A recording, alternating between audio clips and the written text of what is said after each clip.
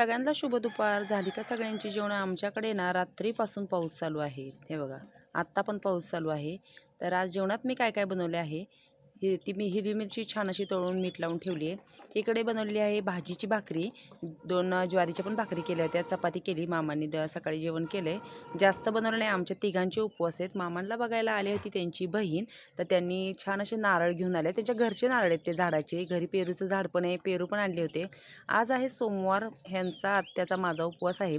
बनवली आहे साबुदाणा खिचडी.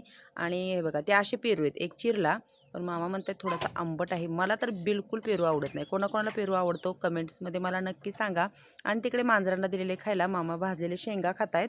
आणि आज त्यांना भाजी काय बनवली होती, आत्याने त्या दिवशी ज्या तुरी निवडल्या होत्या त्यात डाळ होती. ती डाळ मी सकाळी टमॅटो घालून शिजत घातली. त्याची हिरवी मिरचीची आमटी बनवलेली आहे. आणि हे तूप मी त्यांच्याकडूनच आणलेलं आहे.